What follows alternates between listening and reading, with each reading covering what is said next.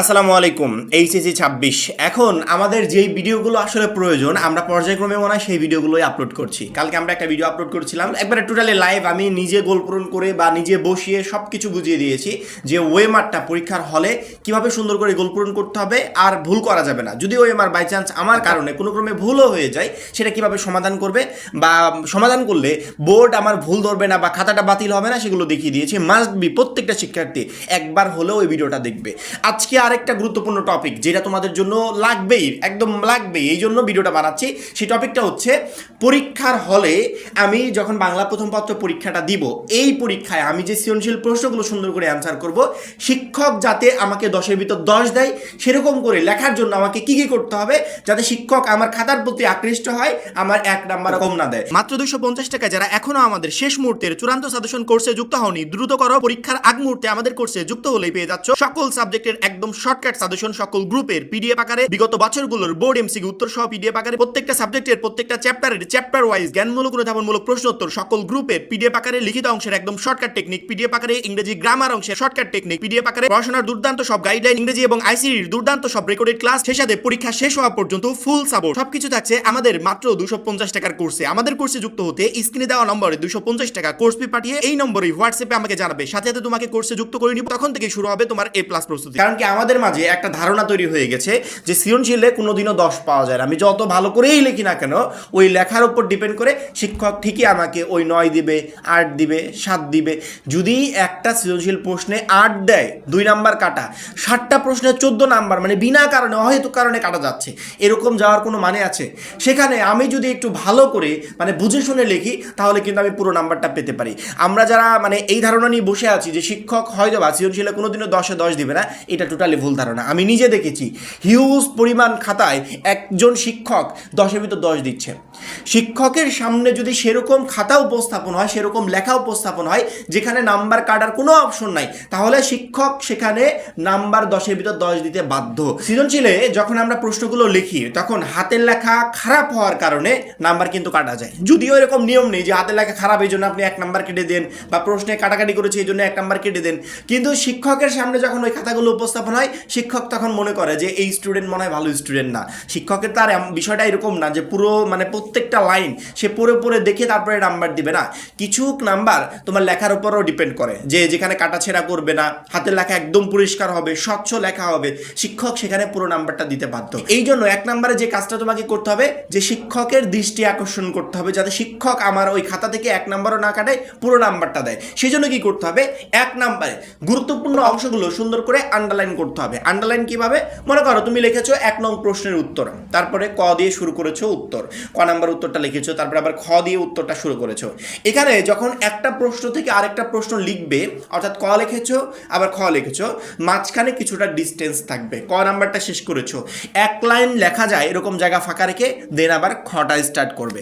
গুরুত্বপূর্ণ অংশগুলো আন্ডারলাইন করবে। গুরুত্বপূর্ণ অংশ যেমন আমরা প্রশ্ন লেখার সময় লিখি 1 নং প্রশ্নের উত্তর, এর নিচে সুন্দর করে জেল পেন দিয়ে আর্ট করবে। জেল পেন বুঝতে পারছো, লাল কালি কিন্তু না। লাল কালি অবশ্যই যদি লাল কালি দিয়ে আর্ট করো সে খাতাটা কিন্তু বাতিল হয়ে যাওয়ার সম্ভাবনা থাকে, কারণ কি লাল কালিটা একমাত্র শুধুমাত্র শিক্ষকই ইউজ করতে পারে। লাল কালি অ্যাভয়েড করে সুন্দর করে অন্য কোনো কালারের জেল পেন দিয়ে সুন্দর করে আন্ডারলাইন করে দিলে, আবার যখন উত্তর লিখছো উত্তরের নিচে সুন্দর করে আন্ডারলাইন করে দিলে, দেন কোশ্চেনগুলো লেখা শুরু করলে। এইভাবে যখন তুমি 1 নং প্রশ্নের উত্তর লিখলে এখানে আন্ডারলাইন করে দিলে, আবার যখন 2 নং প্রশ্নের উত্তর লিখলে সেখানে আন্ডারলাইন করে দিলে। একটা প্রশ্ন শেষ করে 1 লাইন লেখা যায় এরকম জায়গা ফাঁকা রেখে পরবর্তী কোশ্চেনগুলো লেখার স্টার্ট করবে। এইভাবে গুরুত্বপূর্ণ অংশগুলো আন্ডারলাইন করে নির্দিষ্ট ডিস্টেন্স মেইনটেইন করে প্যারায় প্যারায় লিখে পরবর্তীতে কোশ্চেনগুলো শেষ করবে। কারণ কি শিক্ষকরা অনেক সময় এগুলো চায় যে একটা শিক্ষার্থী এইভাবে তার সৃজনশীল প্রশ্নটা ফুটিয়ে তুলুক যেখানে শিক্ষকের 10-এর ভিতর 10 দেওয়ার সম্ভাবনা থাকে। হাতের লেখা মাস্ট বি ইম্পর্টেন্ট। হাতের লেখা যদি খারাপ হয়, যত ভালো করে কোশ্চেন লেখো না কেন সেখানে 1-2 নাম্বার কমই চলে আসে। যদি হাতের লেখা সুন্দর করতে পারো তাহলে কিন্তু শিক্ষকের নাম্বার কাটার কোনো অপশন থাকে না। এখন অনেক শিক্ষার্থী বলে ভাই আমার তো হাতের লেখা সুন্দর না, সেক্ষেত্রে আমি কি করব? হাতের লেখা সুন্দর মানে যে একবারে টাইপিং করে লিখতে হবে বিষয়টা কিন্তু এরকম না। হাতের লেখা সুন্দর না হলেও অনেক সময় প্রশ্নের উত্তর লেখার ক্ষেত্রে মানে এমন সিস্টেম অবলম্বন করা যায় যার কারণে হাতের লেখা অটোমেটিক্যালি সুন্দর হয়ে যায়। যেমন ধরো তুমি যদি প্রত্যেকটা লাইন 1 বাই 1 একদম সোজা করে লেখো, সেই সাথে কোনো কাটাছেঁড়া না করো, হাতের লেখা যদি খারাপও হয় তারপরে কিন্তু লেখাটা সুন্দর দেখা যায়। এখন প্রত্যেকটা লাইন সোজা করবে কিভাবে? অনেকের লেখাটা এরকম হয় যে এক জায়গা থেকে শুরু করেছে, লাইনটা বেঁকা হয়ে চলে গেছে আরেক জায়গায়। এই কাজগুলো করা যাবে না, কারণ কি এই ধরনের লেখায় শিক্ষকরা নাম্বার কেটে দেয়। এখন হাতের লেখাটা সুন্দর করবে কিভাবে বা সোজা করবে কিভাবে। তোমার হাতের লেখা যদি বেঁকা হয় বা পরীক্ষার হলে সোজা হওয়ার কোনো সম্ভাবনা না থাকে, সেক্ষেত্রে মানে কালি বেরোয় না, বল পড়া কলম এরকম একটা কলম নিয়ে পরীক্ষার হলে যাবে। প্রথম দিকেই তুমি একটা পেজ স্কেলিং করে নিবে, সুন্দর করে লাইনগুলো স্কেলিং করে নিবে। একটা পেজে তুমি 12 লাইন 14 লাইন যাই লেখো, এটা সুন্দর করে স্কেলিং করে নিবে। মানে ভর দিয়ে একটা পেজ দাগাবে, দেখবে পরবর্তী সকল পেজ অটোমেটিক্যালি দাগ হয়ে গেছে। ওই যে দাগ মানে তোমার হয়তো বা প্রথম দিকে 2 মিনিট সময় নষ্ট হবে, ওই 2 মিনিটের কারণে পুরো খাতায় তোমার হাতের লেখা একদম সোজা হবে। এবং হাতের লেখা যদি বাজেও হয় তারপরে এত সুন্দর দেখা যাবে, তুমি নিজেও অবাক হয়ে যাবে এবং শিক্ষক ওইখানে পুরো নাম্বার দিতে বাধ্য। আরেকটা গুরুত্বপূর্ণ বিষয় যে আমরা অনেক সময় মানে আমার নিজের অজান্তে আমরা ভুল করে ফেলি। একটা প্রশ্নে মানে একটা ওয়ার্ড আমি একটা লিখতে গেছি আর একটা হয়ে গেছে, তখন কি করি ওইটা সুন্দর করে কাটা মোছা ছেঁড়া করে একেবারে মানে লিপস্টিকের মতো একদম আঁকিয়ে দিই, যে ওইটা শিক্ষকের সামনে যখনই যাবে শিক্ষক ওইটা দেখার সাথে সাথে 2 নাম্বার কমিয়ে দিবে।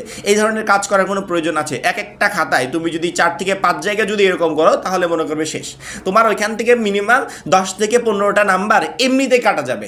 এই ধরনের কাজ করা যাবে না। যদি পরীক্ষার হলে তোমার দ্বারা কোনো ধরনের কোনো কিছু ভুল হয়ে যায়, একটা ওয়ার্ড ভুল হয়ে গেছে, ওইটা ওইভাবে কাটার কোনো প্রয়োজন নেই, জাস্ট একটা দাগ দিয়ে এভাবে কেটে দিবে। দেখবে শিক্ষক যদি ওই ভুলটা খুঁজেও পায়, দেখবে যে একটা দাগ দিয়ে কেটে দিয়েছে। আবার অনেক সময় খাতাটা দেখার ক্ষেত্রে শিক্ষক ওই ভুলটা ধরতেই পারবে না, সেক্ষেত্রে এই জায়গায় নাম্বার কাটার কোনো সম্ভাবনা থাকবে না। কাটা ছেঁড়ার ক্ষেত্রে আমরা যেন মানে ডাবল দাগ দিয়ে না কাটি বা কাটতে কাটতে খাতাটা ছিঁড়েই ফেললাম, এই ধরনের কাজ না করি। যদি ভুল যায় একটা দাগ দিয়ে কেটে দিয়ে পরবর্তীতে আবার সঠিকটা সুন্দর করে লিখে দিব।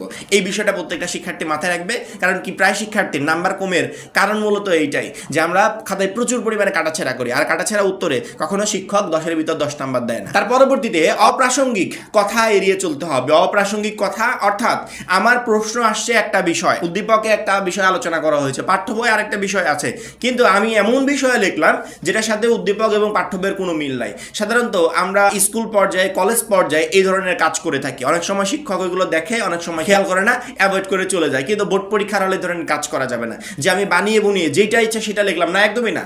আমি প্রত্যেকটা শিক্ষার্থীকে বলেছি যে তুমি মূল বইটা সুন্দর করে পড়ে চ্যাপ্টার ওয়াইজ ইনফরমেশনগুলো মাথায় নিয়ে যাবে, যাতে যে কোনো সৃজনশীল প্রশ্নের অ্যান্সার করতে পারো।